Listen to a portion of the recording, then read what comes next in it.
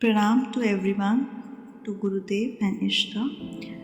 So, as discussed in previous video, today we will discuss deeply about Manipura Chakra and also the main whatever paths or ways we can use for opening of particular gates of the chakras and also according to the planetary conditions of planetary karmic blocks. Like one formula is not used for all the sums. Similarly, one path can be used, many people do it, and but then it takes a lot of time. If you want the process to be fast, you need to hit that particular block in a particular way, and things become really fast and less painful, to be very honest. Okay. So let's talk about Manipura or solar chakra. It is derived from two Sanskrit words, Mani meaning jewel and Pura meaning city. So it is also sometimes known as city of jewels. In the Tibetan tradition, sometimes this chakra is also known as Mani Padma, which means jewel lotus. It is very important center as far as awakening of Kundalini Shakti is concerned. It is the center of dynamism, energy, willpower and achievement, and it is often compared to dazzling heat and power of the sun, without which life on earth would not exist. In the same way that the sun continually radiates energy to the planets, Manipura chakra radiates and distributes pranic energy throughout the entire human framework, regulating, energizing the various activity of organ, system and processes of life. It is also known as like a headquarters of prana body. So the Sthana chakra is also associated with prana body, but it is like the head center, the headquarter of it. And the main loka which is associated with this particular chakra is it's also known as heaven. So the location, it is directly behind the navel on the spinal cord, and it controls the digestive fire and heat of the body. Its main beach mantra is Ram, or for Sthana chakra it was Swam.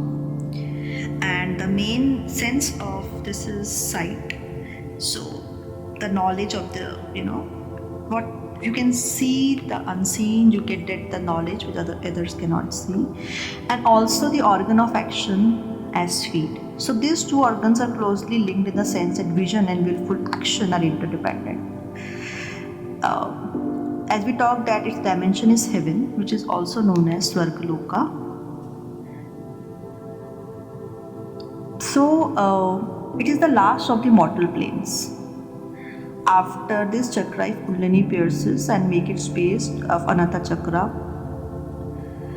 there are very high chances that you won't come down on the earth with the same lessons again. But in Swargaloka, if you are going there with your good karmas, there are high chances once those karmas are exhausted, you need to come down back again.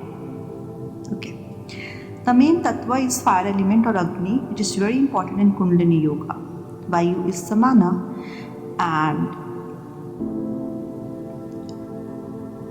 when this center is purified and awakened, the body becomes disease-free and luminous, and the yogi consciousness, as we have already talked previously, does not fall back into the lower states. You get that buddhi, you get that vivek, that discrimination power.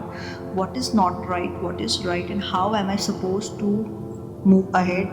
How am I supposed to use my gifts with whatever intent? You start seeing the whole picture rather than going in one particular direction or seeing the one chapter of life, which sometimes pollutes and corrupts our buddhi.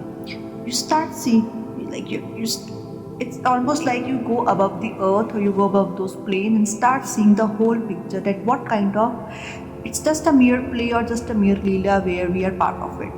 So this is how it works. So Mooladhara is the seat of Kundalini, and Swadhisthana is like abode, and awakening takes place in Manipura. This is because from Manipura the awakening becomes ongoing, and there is practically no danger of downfall or devolution of consciousness. Up to this point, Kundalini may awaken and arise many times only to go back again. But once awakening of Manipura, it happens, it's like almost like confirmed awakening of Kundalini and confirmed awakening of spiritual evolution in any sadhak's life. And if you are very sincere sadhak, or if you have worked in your past life sanskaras on many tamasic gunas, etc., the Kundalini base is almost at in Manipura only.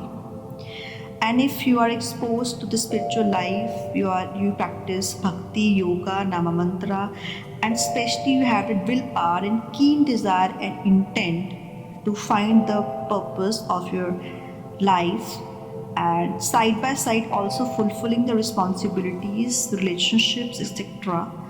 It is the Kundalini, I think it makes it base permanently in the Manipura or any one of the higher centers above it. So yeah, that is how it works. And let's talk gifts associated with it. Okay, so human evolution, it takes place through 7 planes in the same way that Kundalini awakens in 7 chakras. So when the consciousness evolved to Manipura, sadhak acquires a spiritual perspective. So he gets a glimpse of the higher lokas or plane of existence, and that is where the buddhi comes, which we just talked about. And from Mooladhara and Swadhisthana, the higher planes cannot be seen. So therefore, limitations of perception in the lower planes are responsible for the misuse of siddhis or powers which begins to manifest there. So that is why only when the sadhaka reaches Manipura is able to visualize the infinite state of consciousness which is no longer gross or empirical. It stretches before him endlessly, him or her, full of beauty, truth and auspiciousness. In the face of this vision, all the perceptions are completely changed. The personal prejudices, complexes, and biases drop away as the endless beauty and perfection of the higher worlds dawn within the consciousness. So, as long as the evolution is in the plane of Mooladhara Swadhisthana, one has mental and emotional problems and sees the whole world correspondingly. So, what we feel inside, that is what we can give and see outside if we are filled with love inside. That is what we will also give outside. We will see love in each and every person. But if our inner intent is filled with jealousy, envy, etc., or insecurities, we feel or think everyone is like that. What is inside, we manifest it outside. So that what completely changes once Kundalini reaches, or once we have worked out that much that it reaches Manipura Chakra.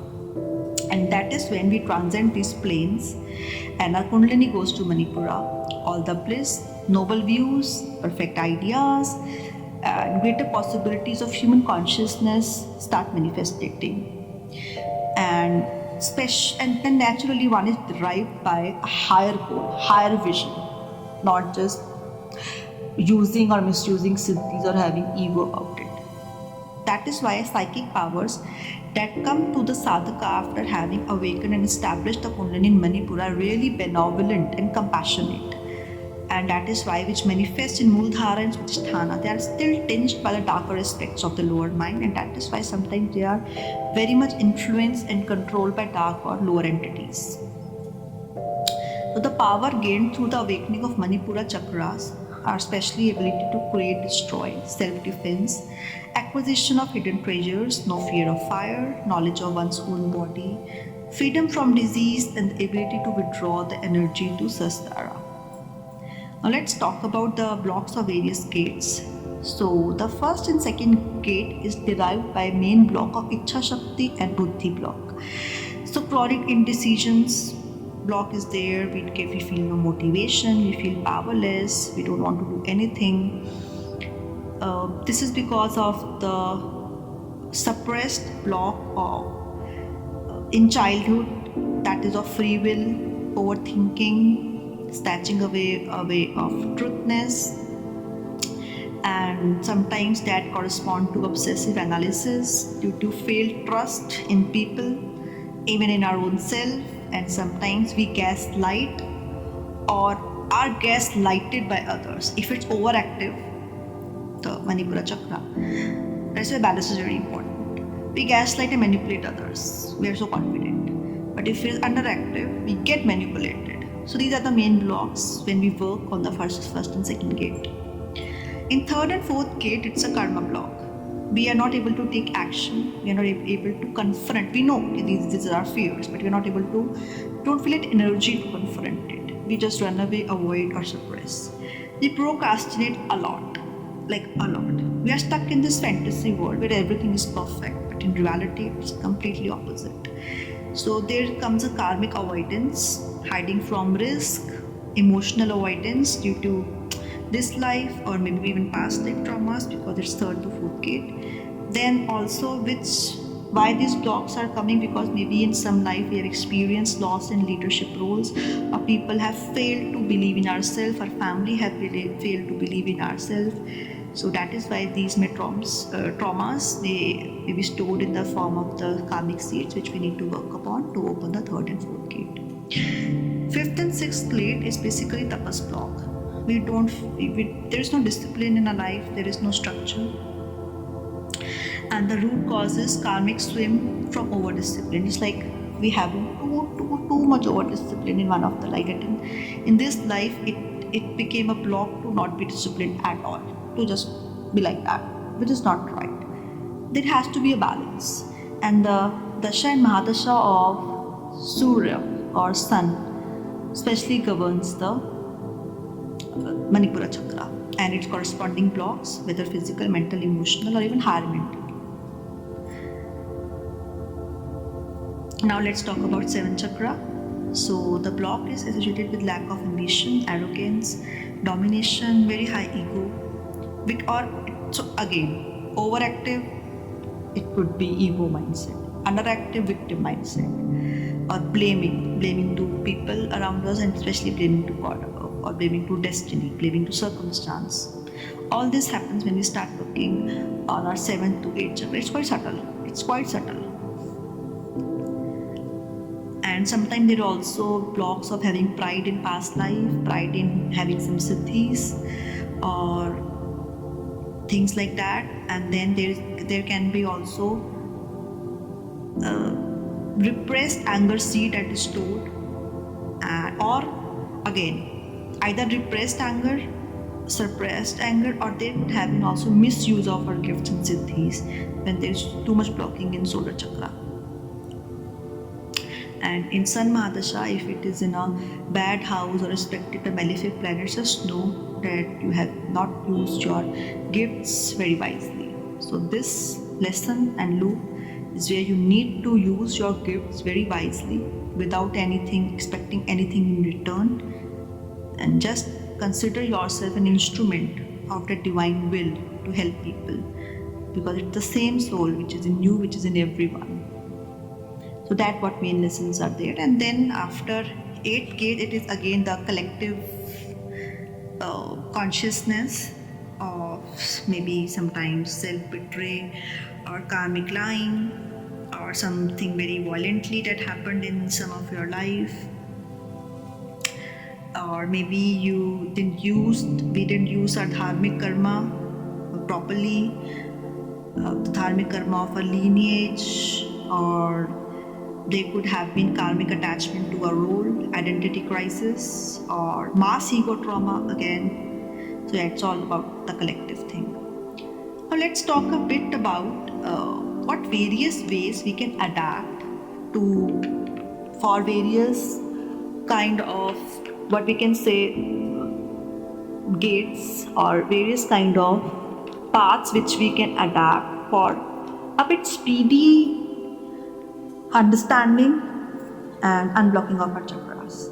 So generally for first and second gate, it is recommended as a karma yoga. Like we can do service to nature, to animals, to poor people, to children. Again, it also, sometimes you get an astrological guidance. Okay, you do this donation, because maybe mainly that dasha is associated when we are working on our first and second gate of that particular chakra, and that dasha is not fine, or some karmic loops are appearing, and doing this karma thing will help you nullify those karmic loops. It's all connected. And with karma yoga, maybe some kriya yoga or bhakti, can help in opening of first to second chakra, and maybe pranayama and hatha yoga also. And of course, facing those blocks, that's very important. That's valid in all the chakras, no matter whatever gate you are in. Third, fourth gate can be mix of amalgamation of yoga nidra, kriya yoga nidra, which we have done in our first and second video basically. Cleansing, shuddham of chakras, organs, and reciting of bija mantras of chakras, nadi sodhana, etc. Fifth to sixth gate can associate with kriya yoga, mantra jap, devotion, and infusing your Ishta mantra in the chakras. So this is just a very basic and raw outline. Again, once you go to our website, Aroham, and you start navigating your karmic loops you are entangled into, you can understand the customized solution for each of those karmic loops. Okay, this is the heartbreak I'm facing, or this is the disease I'm suffering from, this and that. This is because of this reason, this past life karma loop, or this chakra blockage. And then accordingly, if you start working on that particular path, along with whatever path you're working on, suppose if you're a bhakta, or if you are into kriya yoga, do that simultaneously. But if you start adding certain tips to that, and if it boosts away, or if it reduces that karmic loop of maybe 7 to 10 years to maybe 1 year or maybe 3 months, your journey can escalate a lot. Because this is again Kali Yuga. If there is too much darkness and ignorance, then there is also this very benefit time, where what you cannot achieve in 100 years, you can achieve in 1 or 2 years. If you are that much sincere, your intent is good. And that what divine guidance I got from my Ishta and Guru Deva, to whatever experience I had, whatever knowledge I had, which is, I know, very again basic, there is too much more to learn, but whatever I have, through that I can help in that particular direction in this age of darkness. Thank you so much. In next video, we will start the guided meditation of the lower 3 chakras, which is a very basic guided meditation, which we will working to open first and second gate, and which need to be practiced for at least 3 to 4 months before a bit of advanced meditation we start for a third and fourth gate. So yeah, till next time, Hari Om, that's it.